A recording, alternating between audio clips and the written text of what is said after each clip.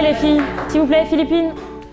Alors comme on a vu lors de la précédente séance, les représentations artistiques du corps sont différentes suivant le mouvement et l'époque. Le sujet sera le corps dans la peinture.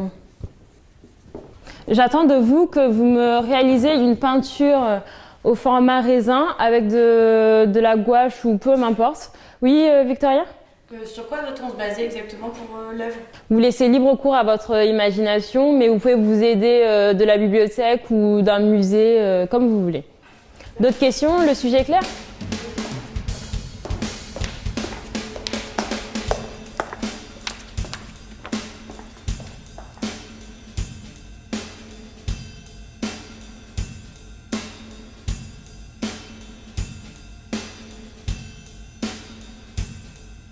Le processus de fragmentation de l'image, renvoyant au morcellement du corps humain, a été souvent utilisé par les artistes du XXe siècle pour exprimer l'éclatement de la perception du sujet moderne.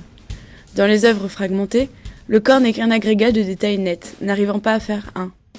Ici, dans les Demoiselles d'Avignon, de Picasso, 5 femmes sont représentées. Si leur visage est dessiné de face, leur nez est dessiné de profil.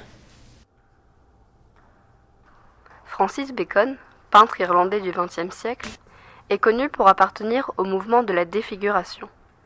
Ce mouvement représente un état durant lequel une des zones visibles d'un individu est fortement altérée. Cette altération peut être due aux effets d'une maladie, à un handicap ou à des plaies. C'est ce que l'on peut observer avec l'œuvre Autoportrait présente devant vous.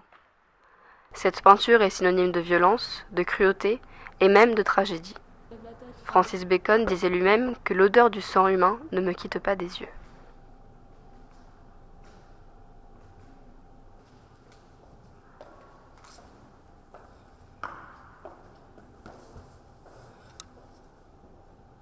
Mademoiselle ? Mademoiselle ? Oui, approche-toi, c'est moi qui te parle.